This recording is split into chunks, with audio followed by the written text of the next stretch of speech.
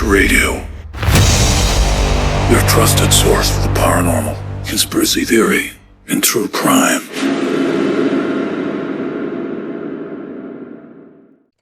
Welcome, everybody, to another edition of Dark Fringe Radio. Of course, I'm your host, Will Martinez, and tonight we have a very special guest. But before we get into that, I want to remind everyone how you can listen to the podcast. Very simple. You can go to our website, darkfringeradio.com. Right there, you'll have your access to over 168 episodes over an 8-year span, and we hope you guys enjoy that. But make sure you go there and check out all of our podcasts there and our archive as well of podcasts in the past. So make sure you go to darkfringeradio.com, and of course our social media, Instagram, Facebook, and Twitter, or X as you may want to call it now, at Dark Fringe Radio, of course. So make sure you follow us and share all our stuff there as well. And lastly, I will touch on YouTube. Make sure you like, subscribe, and hit that bell notification. So that way, every time we drop a new episode, you are notified right away. So enough of the self-promotion tonight. We actually have like I said earlier, a very special guest. His name is Mr. Steve Burgess, and he is an author and a hypnotherapist. And in his new book, The Adventures of a Hypnotherapist, Was I Under? Steve, you didn't really set out to become one of the world's most experienced hypnotherapists and past life regression specialist, but little did he know that when he fell into the profession by accident, he would start a strange odyssey, as they would say, that would change his life beyond recognition and would be facilitating therapy sessions in previous lifetimes in order to heal the emotional root causes of illnesses and other things that plague people. Steve recounts the stories of the power of hypnotherapy and regression therapy in his most memorable jaw-dropping cases from over 15,000 therapy sessions. That's a lot. And including doing major surgery without any anesthetic, helping clients heal cancer and other type of illnesses, exploring alien contact experiences and releasing spirit attachments. And along with this, his own adventures are happening as well. Spending time in prison with Britain's most violent prisoner, which I want to get into that because that's very interesting. I have a lot of questions about that. But also, performing therapy on the Great Wall of China and the Inca Trail in Peru, spending the night in his own grave. I mean, this can go on and go on and go on. But let's get into it. Please welcome to Dark Fringe Radio, author and hypnotherapist, Mr. Steve Burgess. How are you, Steve? Thanks so much for having me, Will. I appreciate it. Thank you. That's a great introduction. Thank you. I didn't realize it so much. You've done a lot, my friend. Well, I always just class myself as a jobbing therapist. That's all I am. But I suppose I have done some very unusual stuff in my career, and I've been very lucky as well. Yes. But yeah. Yeah, from the stories from this book that I read, I mean, you have gone through the ringer, I would say, as a hypnotherapist. But this is what's classified you or made you different than everybody else, I would say. And, we've actually talked about, hypnotherapy on this podcast many times, but we've never actually had a hypnotherapist who can kind of guide us through the ins and outs of that world. So let's start from the beginning and let's track back to the genesis of all this. What got you into this profession? And I know you said it was by accident, but what got you into this profession? Yeah, I mean, I would love to say, Will, that the universe had me marked out for this special career for us. It's at early days, and even as a 7-year-old, I was healing my pets and stuff like that. No, not at all. I was a director of a publishing company 33 years ago, which went bust and took some of my money with it. So I was wondering what to do, job-wise, and my father said, "Why don't you look at being a hypnotherapist?" Now, he himself had managed to stop smoking by using hypnosis sometime earlier. And my dad could not understand this. He's a scientist by profession. He's very left brain. Mm-hmm. And it just didn't compute. How was it that he went to see, he tried to stop smoking many times, nothing had worked. He went to see this hypnotherapy chappie. He laid him in a chair, relaxed him, told him to let go of cigarette smoking. And my dad didn't want cigarettes anymore. I said, what? Does not compute to his scientific brain. So he started to read up about hypnosis. And just like Don Quixote, the more he read, the more fascinated he became. Mm-hmm. So then he went and trained as a hypnotherapist and started practicing just privately at home, working with friends and family and people who were sort of recommended to him by friends and family. So he said, why don't you have a go at it? So I went and trained. I was very lucky, I think, Will, because I'm a natural therapist. So in the same way that every profession has their naturals, natural sportsmen, natural sports people, I should say, in our PC world, natural musicians, and natural taxi drivers even. So there are natural therapists, and I was lucky. It just felt like coming home into something. And okay, I've always been touched by people's suffering for many years. And, I became a Buddhist, I think, for many years as a result of the sort of compassion I have for the world. But it was just lucky. I just fell into it. And initially, I was a bulk standard hypnotherapist, just doing standard hypnotherapy, just guiding clients into trance, giving them post-hypnotic suggestions to help the subconscious to change, and using metaphors and visualizations. And that's how we initially started. Interesting. It's one thing you mentioned that I picked up on just a second ago is that you always had that knack for people, they're suffering, you said. And while you were growing up, let's say through your adolescence and as an adult, have you always found yourself in that position where people would always tell you their problems, like out of nowhere? Does that happen to you a lot or no? Because there's some hypnotherapists that I've heard that they've kind of had that, that kind of similar thing go through their life. I've never been asked that, Will. That's an unusual question. I Hmm. think I was always open to other people. I mean, especially in my teens, I was open to friends, and people would talk to me, definitely. I'm not sure I had a really sort of listening ear. I mean, like most adolescents, I was full of my own importance, I think. But yeah, I suppose that in a way I did have a softness back then, Yeah. which has come through later on. Yes, probably so. Interesting. Yeah, I've personally, I've had that problem all my life. People have always come to me with their problems and have always lent an ear to them. So I don't Okay. know. It's a weird thing that it's always happened to me, even since I was young, like a teenager, all the way up until now. And just Okay. people just go off on a diatribe about their life to me. Like, I didn't ask for any of this, but okay, let's go through this. Let's kind of go Okay. through it. Yeah. Okay, well, that's interesting. Maybe you're a natural therapist as well. Well, maybe you're in the wrong profession. Come and join us. Maybe you might be right. You might be right. Another question I have for you, Steve, is there's obviously the difference between regular hypnotherapy and then regression hypnotherapy. Hmm. Tell me the difference between the two for, the layman that is out there that may be listening to this that doesn't know the difference between the two. Yeah. Well, let's first of all maybe just mention what hypnosis is and what it isn't. Okay.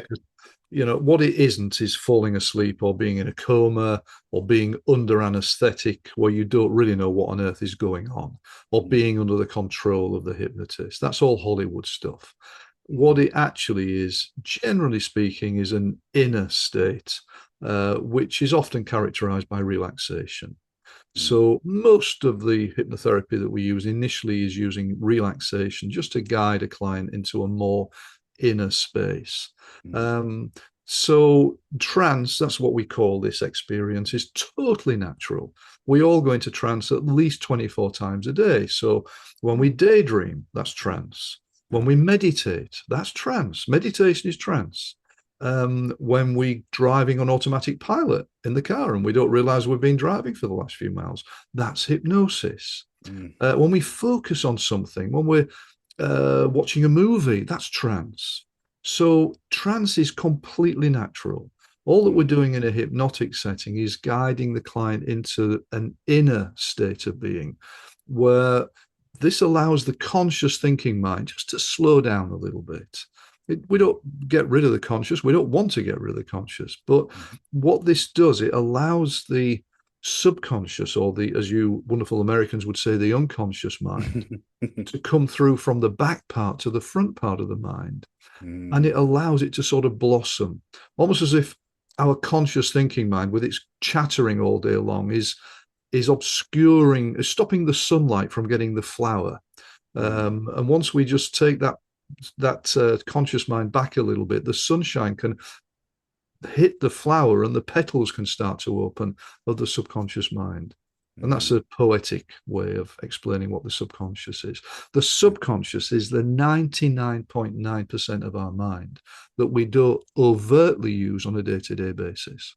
mm, So this is why hypnotherapy is so damned powerful, mm, because we're working with the powerhouse of the mind.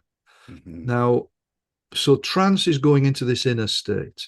And I've just said a little bit earlier that most hypnotherapists use standard post-hypnotic suggestion therapy. But regression is about going back into the past to release the energetic and emotional roots of any issue that we have as a human being.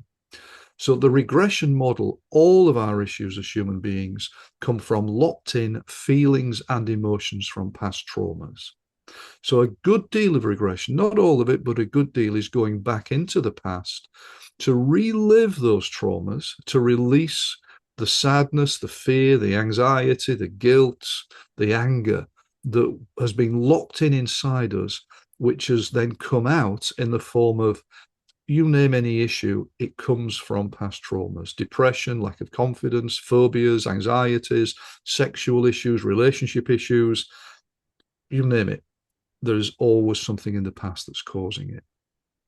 So regression, that's the idea. That's a model of going back. And what we do is we guide our clients into trance, and then we ask the subconscious to take them back wherever they need to go to. And just lastly on that, if I may, Will, there are three areas we regress to. The first area is this present lifetime. And that's the most common. And we all have baggage in this life, even though most men will never accept that and will not admit it because we're too hard to have problems, aren't we? Therapists for women. We don't talk about our emotions. Exactly. We bottle it all up and we drink instead. And then we die many years earlier than women do because we bottled up our emotions.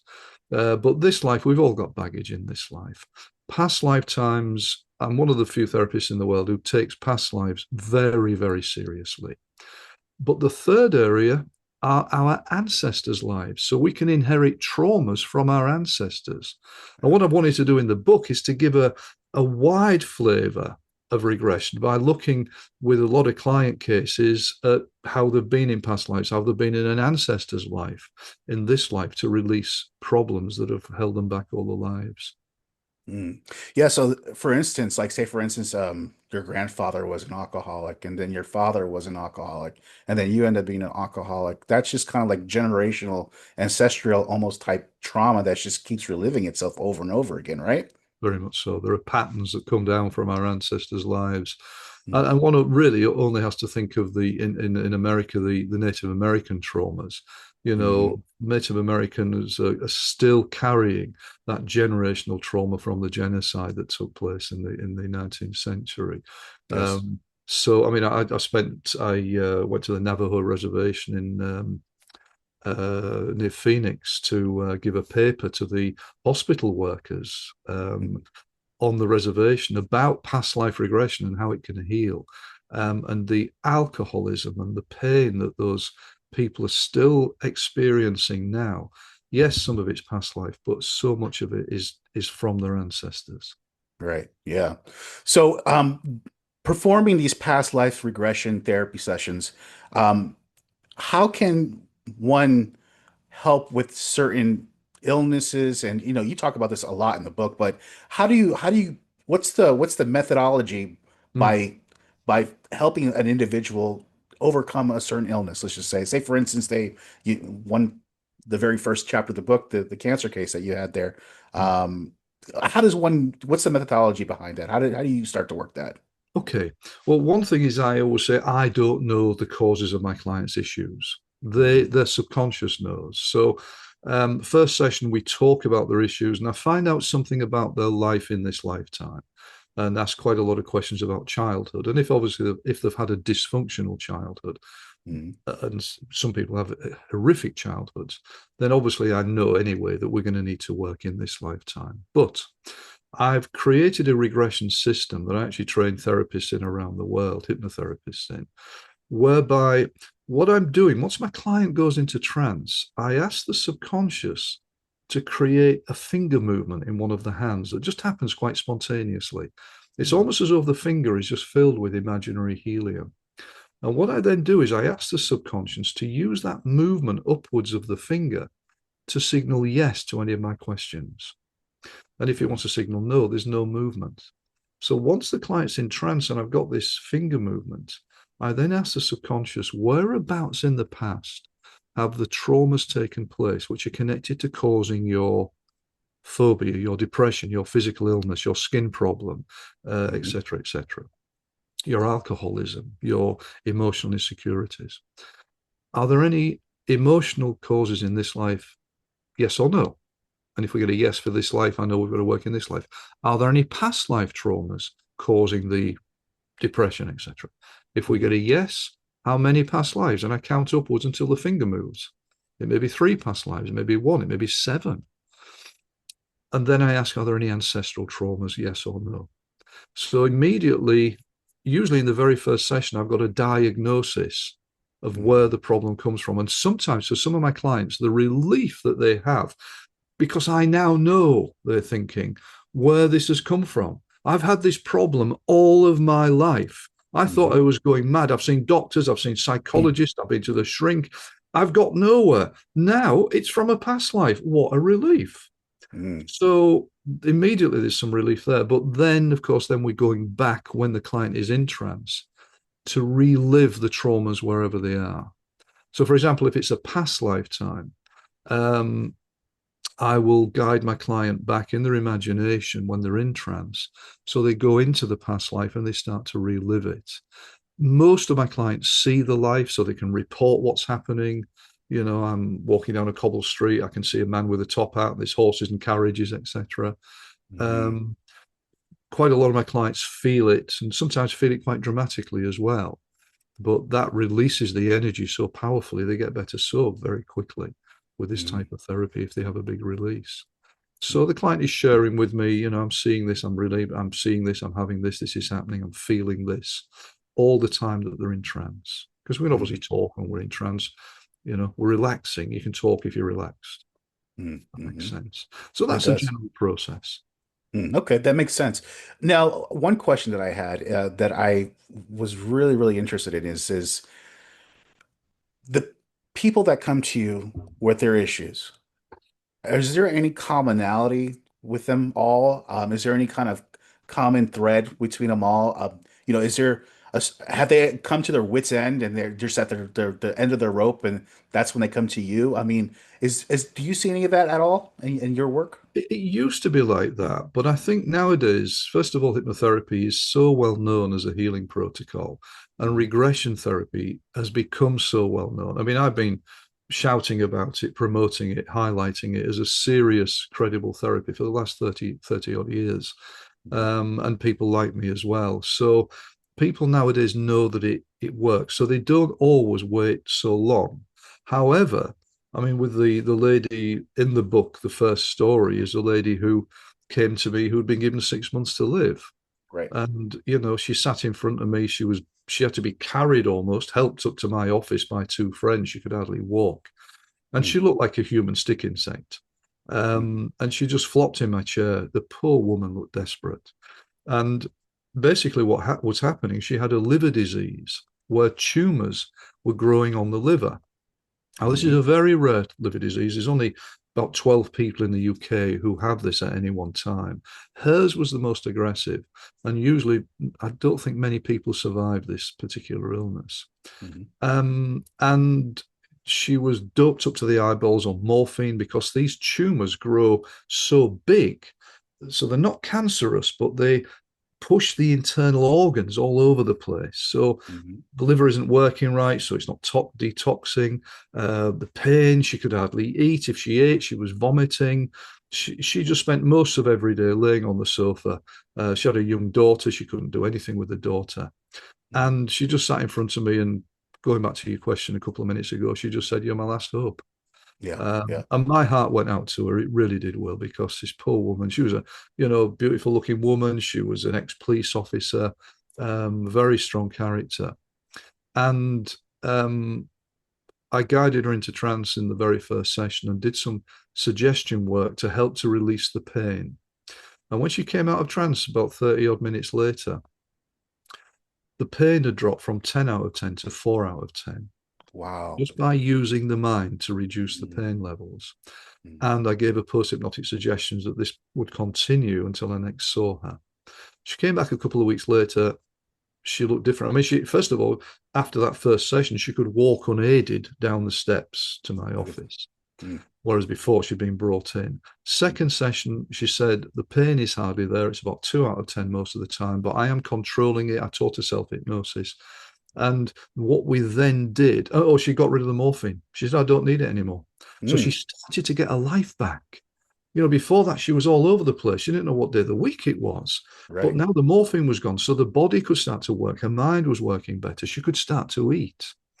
And we started the process of working on the emotional causes of the liver illness. Now, the liver is the seat of anger. So basically, there was a lot of locked in anger in that area. And there was some trauma in this life. There were 2 past lives causing the locked in energy in the liver in this life. And we relived both of them. She re-experienced them both. In the first one, she was a Native American squaw, and she was in her village one day when another tribe came in and raided, and a brave came up behind her and grabbed her and stabbed her in the back and killed her with a dagger. And of course, guess where the dagger went? Straight to the liver area. Yeah. Second past life, she's a young Polish teenage boy in the Second World War being bayoneted to death by the Nazis. Jeez. And then thrown into a river. Again, guess where the bayonets went? Straight through the liver. So we did a lot of releasing of the emotional traumas, and what started to happen was that the tumors stopped growing. She got stronger and stronger and healthier. She could eat. She started to get her life back. To such a degree that the surgeon that she was under at the hospital decided he wanted to do an operation again, which had been done twice previously with disastrous results with her. Because she had to drink a dye down in the operation so that the surgeon could see what was happening up on screen while he did all this work inside her. And she's very allergic, so she was just vomiting all the way through the surgery. And there's this poor surgeon trying to do a delicate operation on a body that's moving around all the time. The first time he tried it, he damaged the liver itself, which is somewhat ironic. The second time, he damaged her gallbladder so much, she had to have a gallbladder removed. Oh, my gosh. And she was in hospital for about 10 to 15 days, I think, after each of the operations. So he said, we're going to try it again. And I then stupidly at first volunteered and said, we'll do it in hypnosis. And then realized what I just said. Uh-oh. What have I just done when I said it? Did those words come out of my mouth? Right, yeah. And then she said, oh, well, I'll ask the surgeon. I was then hoping that he'd say, no, we're not going to do that. And no, don't be so silly. And I think he was so desperate, he said yes.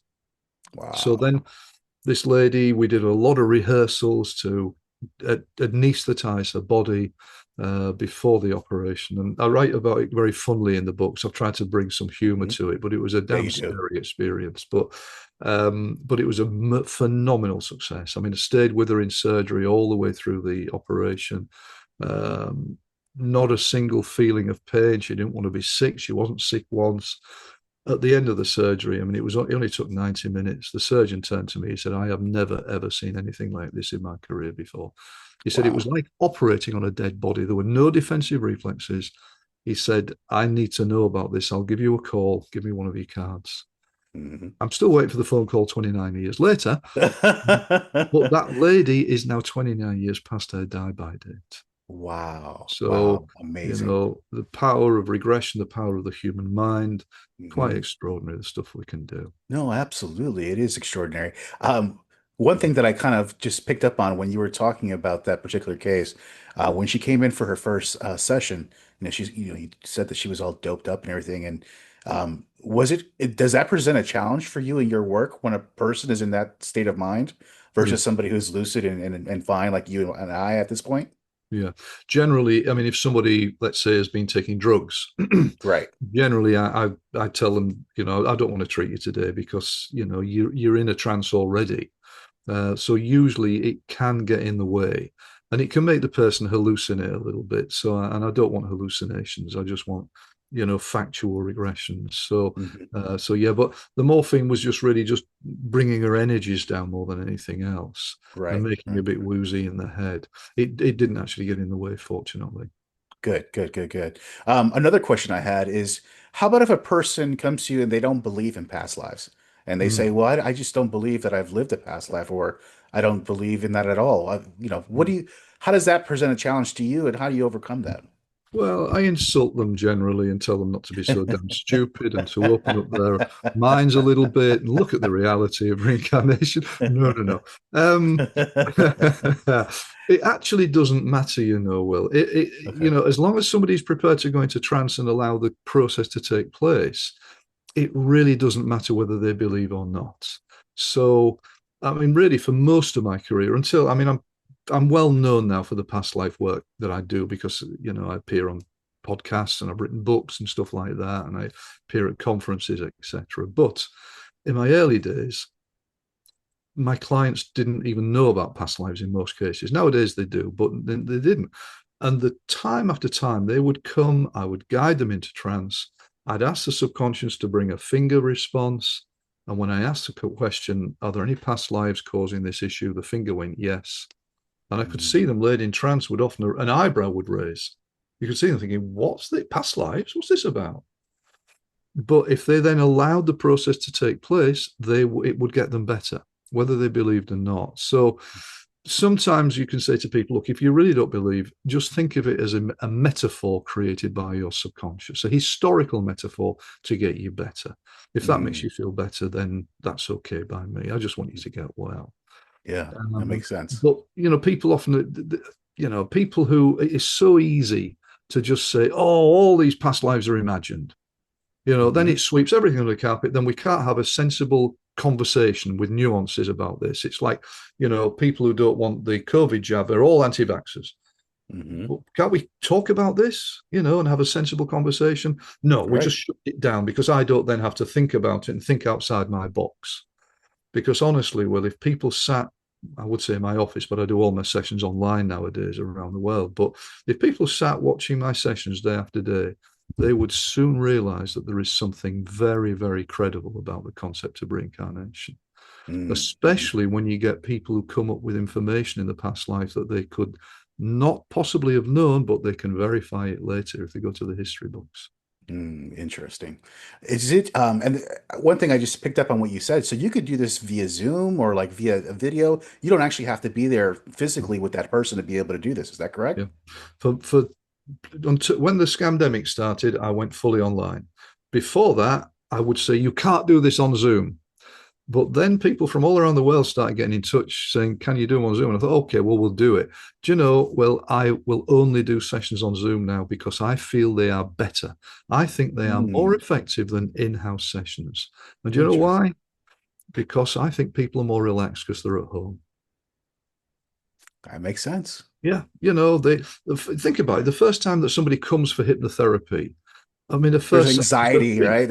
Exactly. They've never met me before. I might be an axe murderer. And within half an hour of them meeting me, I'm going to get them to close their eyes and lay down in my office. That's a damn scary thing to do. Absolutely. And of course, they've had to fight the traffic and, put the kids in a nursery for the morning or whatever to get there and find a parking space to get to your office.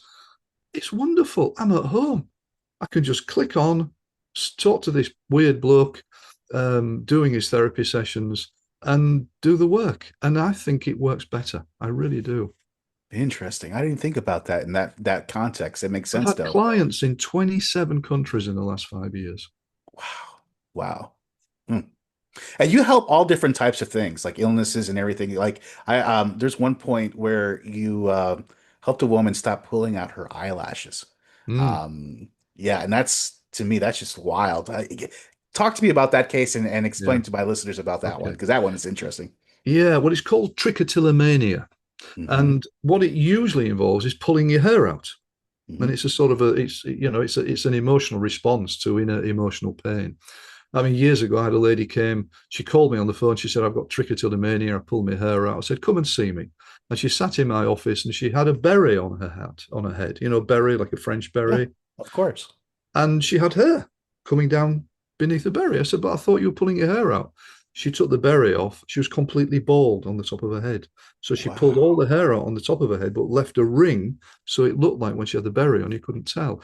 I've just got a new client last week in the UK whose trichotillomania is all about measuring her hair on her head. And she can spend 7 or 8 hours measuring each individual hair. And if they're not the right length, she will cut. I mean, it's just an obsessive compulsive Wow. disorder form of OCD. Yeah. This lady, she had teeth grinding. So every night she was grinding her teeth. A dental surgeon was so worried about her. She was full of anxiety. And this pulling of her eyelashes, which is an unusual form of trichotillomania. Yeah. And we found that there was a combination of stuff in this life, ancestral trauma and past life trauma, all of which were combining to feed into the emotional pain.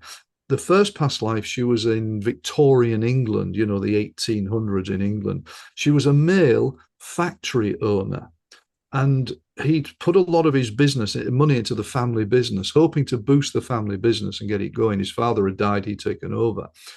But unfortunately, the business went down and down and down. And all of that stress, having to lay men off in the factory, the machine started to go quiet.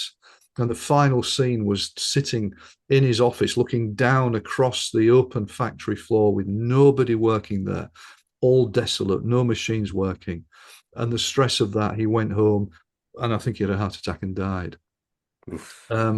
She then went into one of her ancestors' lives in another session where he was a trawler fisherman, a fisherman on the trawlers in the UK. And he was like a captain of the ship. And then one of the lads who was working on the ship fell overboard and died. And the guilt that he felt, and of course, it was actually a great grandfather who this had happened to. She had no knowledge of this, but all of the guilt around that had just got locked inside him, and it had been passed down to her. She then went into a past life where she was a young African girl in a village, and people in the village were going off to fight, and there was so much tension inside everybody in the village, so much anxiety, and then the men came back, and some of them have died. So there was a lot of pain and emotional stress. In another session, she went into another ancestor's life, another great-great-grandfather's life on her other side, the maternal side this time. And he was responsible for helping build a big metal ship and seeing that the machinery in the engine room was working correctly. And just before the maiden voyage, it wasn't working correctly. So he had to go in and find what was the problem and get it working. Otherwise, that ship could not sail on its maiden voyage.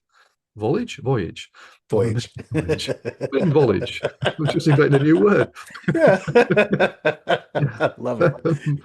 And the stress of that, he did manage to find out what it was, and the relief as he left that ship, almost within hours of the thing sailing.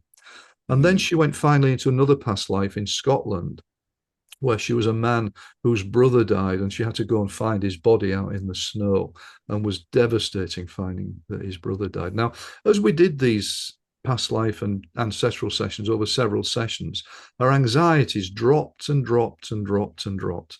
The teeth grinding got less and less and less until finally it was gone, and the trichotillomania had gone as well. So you can see I didn't make any suggestions. Like standard hypnotherapy would be taking her into trance and saying, from this time on, you no longer pull your eyelashes out. Right. From this time on, you feel calm. And that can work, of course. But what sometimes happens is it's almost like her problem is like a weed growing up out the ground. And you can chop the weed down and it may kill the weed, but the weed also may grow back. Whereas regression is about digging the roots out. And dig the roots of that weed out, and then it's gone. So complete healing. Another question that I was always wanted to ask a hypnotherapist is, so when you do these past life regressions, do those sessions kind of maybe bleed over into some of the things that you're dealing with in your personal life as well? Like, say, for instance, you're dealing with something personal. I don't know, I know you from this interview, but you could have something going on in your life. But then somebody comes in your office and they have the same thing going on, and you're trying to help them. How does that affect you? Yeah. I mean, has that happened before? Yeah, it has. And I mean, okay, I don't have any issues. I'm a man. Nothing wrong with me. Yeah. Actually, I mean, I still have therapy. I have therapy sessions fairly regularly. I've swapped sessions with a colleague. We're both experienced regression therapists. And occasionally that has happened. It tends to be, I remember particularly with relationship issues, because my first marriage, I completely screwed up my first marriage, and then people would come in with the same sort of issue. So to some degree, I was triggered, but I've always been very good at just sort of being there for my clients. Gotcha. So, I put myself out the way. My client is the most important person in that room, not me. And so I've always been able to, if and when it's happened, to be able to put myself out the way, and then fall to pieces later when they've gone and drink a bottle of vodka. No. I must admit, I think the only time that I did struggle in a session, and when I'm training therapists, I'm always saying, even if you are triggered, if you're triggered, go and get some help, go and get some therapy work done on yourself. But one particular session, a gentleman came who'd lost his young son through cancer. And this gentleman, his wife said he's fully depressed. He can't work. He sits at home all day in pieces. He never talks about the death of our son. And what had happened is they had two boys, and the wife looked after the healthy boy so that the father, the man who I saw, could look after the sick child. And he got sicker and sicker. So he had to take him to hospital, took him to all the appointments, saw him getting weaker and weaker, and then obviously saw him die. Now, he hadn't talked about this, and he didn't want to talk much to me about it, but I guided him into trance, and I took him back to the start of these awful episodes. And it makes it easier to talk when we're in trance and release the emotions. And he started to share, for the first time in years, the whole saga, the whole narrative of his son's illness and the memories, etc., etc. And all the time he was crying and crying and crying. He was releasing the emotion. I also had a 7-year-old son, and I started to reflect, what would I be feeling if I was in his space? And I too, there were tears coming down my cheeks. Now, I wasn't sobbing, obviously, I'm not stupid, but he couldn't see me. He had his eyelids closed. But I was so touched by his story. And so it did affect me. It did touch me. And I must admit, I did, take that to supervision afterwards and talk about it so I could offset it. And I wasn't too deeply hit or hurt by it, but it was one of the few times where I really was touched. And, and the gentleman released all the emotion in one session, and the depression was cured. Wow. That was actually another question that I had for you. How many sessions does it take? Is it just one of those things that there's no set number of sessions? It's just depending on the individual person and problems? Yeah. I mean, okay, hypnotherapy and regression therapy are radical therapies. So it's not like going to your analyst. I mean, in England, we think all of you wonderful American people go to your analyst twice a week for several years and spend thousands of dollars and don't get any better. But the shrink has got a wonderful swimming pool in his back garden. That's the sort of the myth. No, it's a lot faster than most therapies, but some people do need quite a lot of sessions. We all have one-hit wonders. I had one client came years ago. She was a functional alcoholic. She'd been an alcoholic for 16 years. She came to me to prove that I couldn't help her.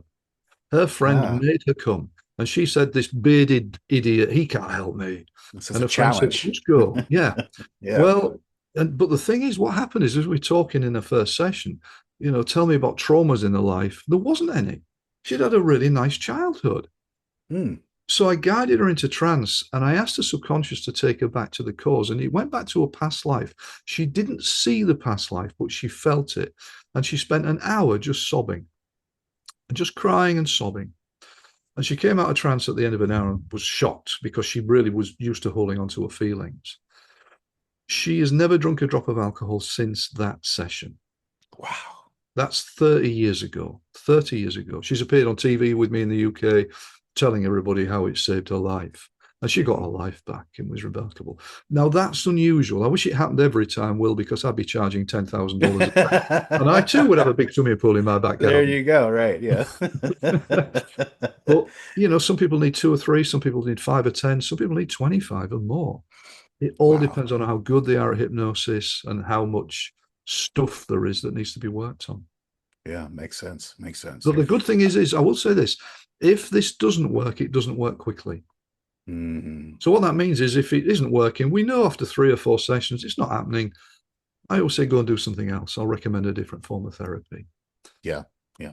That's wow, just to help somebody like that and overcome such a debilitating thing, illness, disease is alcoholism, and that just you probably did save her life. You've extended her life, at least I would say that. But that's amazing. I would be remiss to not ask you about your time in prison with Charles Bronson. Now, for those here in the United States, it's not the American actor Charles Bronson, but another Charles Bronson who is quite literally what they say he's probably the most dangerous man in the UK. Mm. They came out with a documentary, or it was a movie. It was called Bronson. Tom Hardy played him. Fantastic job. I'm familiar with him because I love hearing about stories like this. But tell me about your time with Charles Bronson and you guys writing a play together. I mean, what? Yeah. Well, when I usually shock people by saying, 33 years ago, I spent 3 months in the prison with Charles Bronson. And people go, oh, hang on, what's this bloke been doing? But basically, I was teaching stress management and meditation to prisoners in the local prison. And then in the prison, there's a particular unit which is just for what are called Cat A, Category A prisoners. These are the murderers, the really violent prisoners. And they came to this unit to get the head together for a while. They get out of the general prison system and they were able to, play snooker and billiards, and there's a gym and things like that. It just gave them a bit of R&R. Now, Charles is known as the UK's most violent prisoner. He's spent over half of his life in prison. He's actually an armed robber by profession.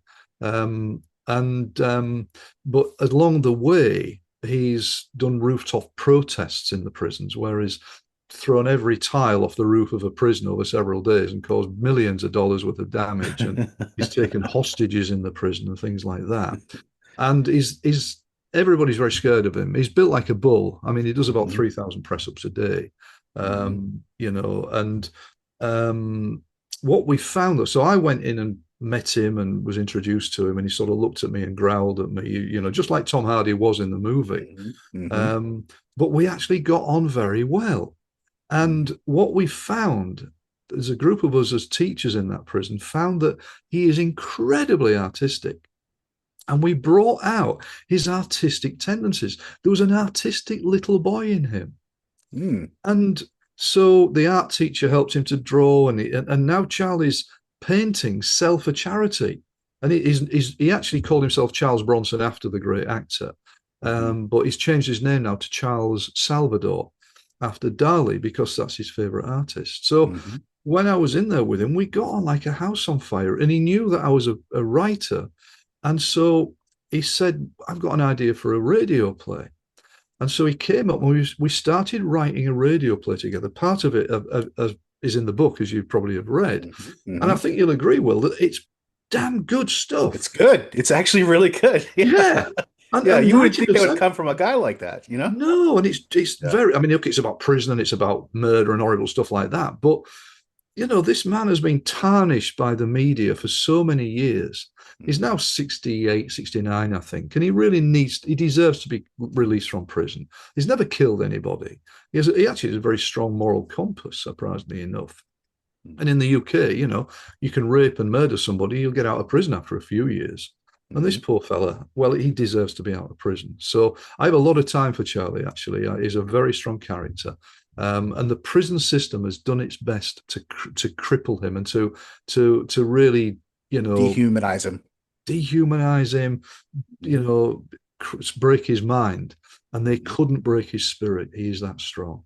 That's but it was so certainly crazy. An experience. Sure. At the end of each session, me and him would spend a few hours writing together, and he'd then have to go back into his cell, and he'd go, "Give me a big brother hug, Steve." Put his big bare arms around me like a bear. He's built like a bear, like a bison. Right. Give me a big brother hug, and so I have a lot of time, a lot of respect for him. I really have. Wow, that's amazing. I mean, I'm sure the intimidation factor was probably at a 9 or a 10 for you. Well, initially, I was worried, but I soon settled. I realized we just liked each other. Whereas, I mean, I was dealing with some of the other murderers in that wing, and I wasn't comfortable around them at all. But yeah, Charlie's a good bloke. Wow, that's amazing. Amazing. Another aspect of past life and regression therapy I wanted to talk to you about was um, one story that you had regarding an alien encounter was people being abducted. Hmm. And this is actually what actually got me before. This is what let me share my genesis of hypnotherapy and past life regression. I read the book Many Lives, Many Masters many Of years course. ago. Yeah. Um, Great. it's Great a book. staple, right? And so that got me so interested in it. And then It's there was a actually movie. the second best book on regression. This There is you probably go. the first. Yes, it is. Sorry. No, you're right. But then there was a movie talking about aliens, how they would abduct people, and it was like almost like a documentary, but how they would do regression therapy, how they would work through that, and actually were able to recall the whole scenario happen. Explain to me about this particular case and what you uncovered and how you helped this person out. Yeah, yeah, yeah. So occasionally people come to hypnotherapy who feel that they've had an abduction or an ET contact experience. The Mm. therapist has to be very careful because you can't lead the clients, and it can be that some people can create false memories and just imagine things which haven't happened. So you have to be a bit careful. But if hypnotherapy is done or hypnosis is done in the right way, it's a magnificent medium for opening up these repressed memories. Now, what appears to happen when a person has a contact experience is that the extraterrestrials or the aliens seem to wipe the memory banks so that people can remember very little, if anything, at all. Hmm. And what happened is there was a TV documentary, a Sky TV were creating a documentary called The Real 4400. And Yes, I recall that one. yeah, Yeah, it's still on YouTube now. yeah, yeah. And the producer called me and he said, we've got a family in North Yorkshire. I used to live in Yorkshire in the UK, who believe they've had an extraterrestrial contact experience. But would you mind regressing the mom of the family? So I said, yeah. So I turned up at their farmhouse in the depths of North Yorkshire, and we filmed the whole thing. Basically, it was a mom called Rachel, mid-30s, I think, at that time, two young sons, 9 or 10 years old, and Rachel's mom, who was maybe 50, 60, whatever. Hmm. And they'd gone for lunch one day. And as they left the restaurant, they got in the car. As they were driving home, a spacecraft suddenly came right down alongside the car and started shining lights all the way through and around the car. And they were, first of all, amazed. And as we say in the north of England, they were gobsmacked, absolutely gobsmacked by this. Yeah. But secondly, they had this great euphoric feeling of euphoria and bliss before this spacecraft shot off at the speed of light and disappeared. Now, the whole experience had lasted maybe 10 seconds, 20 Mm-hmm. seconds. And all they could do on the way home was talk about this extraordinary thing. Mm-hmm. They arrived home to find that a journey which should have taken about 20 minutes had taken an hour and 20 minutes. Mm. They had lost an hour of their lives and they knew something had happened, but they didn't know what. Mm. And it really troubled them, Will. They were so upset by it, anxious. The boys were having nightmares, getting anxieties, and they couldn't find out what was going on. So I regressed Rachel, the mum, Mm-hmm. on camera. The producer wouldn't even let me see her before we met for the first time in case I implanted something in her. I think he was quite suspicious of me. Mm-hmm. Um, and I guided her back to that day, to that event. And what actually happened is, as they were driving along the road, so she was in trance, recounting this to me with her eyelids closed. She started to remember very clearly the spacecraft came down alongside the car, but then it took the car up into the air beneath the spacecraft. In Mm. some way, they were taken out of the car into the spaceship. And this apparently can happen. I've certainly had another client, a young girl, who was taken by one extraterrestrial through the walls of her house to a waiting space. Mm-hmm. So they went, all four were taken into the spaceship. It was dark inside, and there were beings on the other side of a screen who didn't show themselves, but they communicated telepathically. And all the time Rachel's experiencing this and sharing it, she had a big smile on her face. And she's saying, they're okay. They're telling us they're not going to hurt us. They just want to check things out. And they felt euphoric. And these orbs, these sort of lights started to shine down all around them, were moving around them, almost like they were being x-rayed by these orbs, these lights. Mm-hmm. And she said, the boys are laughing. It's sort of like funny what's happening. And then she started to cry and became very scared. And she said, no, no, no, not the boys, not the boys. No, no, no. And then she relaxed. She said, oh, it's okay. They're telling me it's okay. They're not going to hurt us. They're just checking things out. It's okay. Mm-hmm. She relaxed. So this went on for a little while. They were then taken back into the car. The car was lowered back onto the road and they carried on driving along the road. And then the spacecraft shot off at the speed of light. So that they'd remember the beginning and the end, but nothing in the middle. The relief that that family had through knowing that that had happened. Now, the producer at the end said to me, you know, do you think that was real? And at the time I said, I'm 90% certain it was real. Now I'm 100% certain it was real, because the more I've dealt with this over the years, that family had no reason to pretend or to imagine or make this up at all. In fact, far from it. As you know, as most people know, people who come out, if they've had ET experiences, are ridiculed very often. In fact, some cases, their lives are destroyed by it. And these are normal people. I will always say, you know, I mean, there's an Australian hypnotherapist. She's done 10,000 regressions with children who claim to have had extraterrestrial contact experiences. In every case, as with mine, they are normal, functioning human beings. You know, the families are working families. They're not people with a psychiatric issue or anything like that. And they have no benefit to coming out with these stories. So as far as I'm concerned, as long as you do the regression sensibly and intelligently and safely, you can usually tell whether it's real or not. And in my opinion, that was very real. Wow. It reminds me of the Betty and Barney Hill incident here in the United States. It's very similar. I'm not sure if you've ever heard of that one, but that one's a pretty famous case here in the United States. Betty and Barney Hill. They were I guess intergender, or they were, one was black, one was white. So there was, for that time, was very, very controversial in the 60s. And they had this very similar type of claim that they were abducted while they were driving. Very similar. I even had Mike Rogers here on the show of the whole Travis Walton incident of that. Did you ever see the movie Something in the Sky? I forget what it's called. Lights in the Sky. No.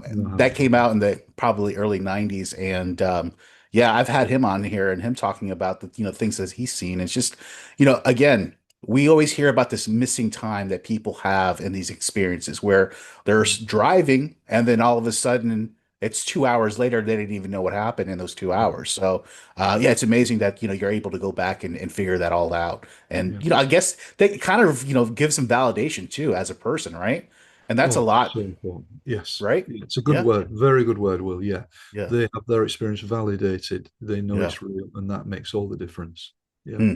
Interesting. I love talking about this topic. I could talk about this topic for hours and hours on end.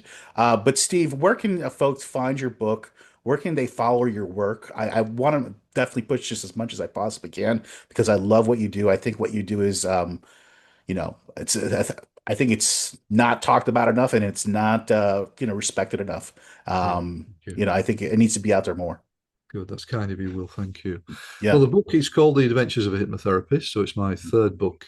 Amazon, Barnes and Noble, all good booksellers. My website is steveburgesshypnosis.com. steveburgesshypnosis.com. My YouTube channel is Hypno for All. HYPNO, the number 4ALL. Hypno for All. And I like people, I always want to recommend that to people because I've put on the 26 free hypnotherapy recordings that can help people with all sorts of issues, from anxieties, irritable bowel, lose weight, give birth more easily. And these are all high quality recordings that I've recorded and put on Hypno for All for free, because I believe that hypnotherapy should be available to everybody. Not everybody can afford therapy. So this is a way for people at least to experience some hypnotherapy and hopefully get some benefit. My way of giving back to the world. That's awesome. Also, there are some interviews on there with some of my team members, because I have a team of hypnotherapists who I work with, who I pass work to because I get very busy. and interviews with them about all sorts of stuff in the regression world. We call them adventures in regression therapy. I love it. I love it. So my Facebook is The Power of Past Life Regression, which was the title of my second book. People can, if people follow me on there, then I usually post interviews like this one on The Power of Past Life Regression, so people can see them. And I'm on Instagram. Goodness knows why, because I do not understand at all. My fiance does it all for me, thankfully. Oh, But that's good. somewhere. See, I think it's Steve Burgess Hypnotherapy. But I'm 180 years old now. I'm a Oh, dime. stop it. I Stop don't it, need all Steve. this Stop Instagram it. If one last question before I let you go, stuff. if somebody's afraid of doing something like this, what do you say to them? Like if say for instance, I wanted to come up to you and I said, "Hey, Yeah. you think you could do this for me, Steve? But I'm scared. I'm scared of what's going to happen. What do you say to those people?" Yeah. Drink vodka before the session. It'll even you out, right? Yes. Well, actually, it's understandable. Most people are apprehensive before Yeah, therapy, yeah. especially the first therapy session. I quite understand that. But what I tend to say is remember that in hypnotherapy, you're in control. It's a state of relaxation. You know everything that's going on, and nothing happens unless you allow it to happen. So, one of the myths about hypnosis is you don't know what's going on or you're out of control. It's far from it. So what I tend to say, look, if you're wanting therapy, and then call a therapist and talk to them. How do they sound? Have a chat with them over the phone. Start sending Hmm. some emails and see, get a feel of them. And if they're Hmm. obviously a bit odd, then don't see them. Keep talking until you find somebody who connects with you and Hmm. who you feel comfortable with, because that rapport is very important. And if you don't have rapport, then think about how many people go to a psychiatrist. There's not a lot Hmm. of rapport there at times. I know that's a Yeah. generalization, but there isn't a lot of rapport because they're not trained in that way. Whereas Hmm. we're trained to build rapport and create rapport with our clients. But the most important thing for me is working with the heart. Hmm. And I think you can pick that up from talking to somebody or listening to them, because you want a therapist who works with the heart. They're not just there to get as much money out of you as possible. Hmm. And you'll pick those people up very quickly because these are authentic people who work with compassion. And that's the Hmm. most important thing. So I think if you pick that up from the therapist, you're on a winner. There you go. I couldn't said it better myself. Steve, thank you so much for coming on the podcast and promoting your work and your book. I am going to definitely be reaching out to you in the future to have you come back on the podcast and maybe some self-help for myself. I think I might, may need some self-help every once in a while. I think it's good for everyone to do that. You know what I mean? We all need therapy. We all need Well, therapy. If we there's all all need it. stuff that comes up, do some work on it because it sets you free. Yeah, you're right. You're absolutely right. Listen, Steve, again, thanks so much for coming on the podcast. Make sure you pick up his book, The Adventures of a Hypnotherapist, and make sure you, give a little shout out to Steve and tell him, hey, you listened to this episode here on Dark Fringe Radio, and it made you buy the book. So we really appreciate you, Steve, for coming on the podcast, and we'll definitely have you on in the future. Thank you, Will. It's been a real pleasure. Thank you. Likewise. Thank you so much, my friend. Thank you.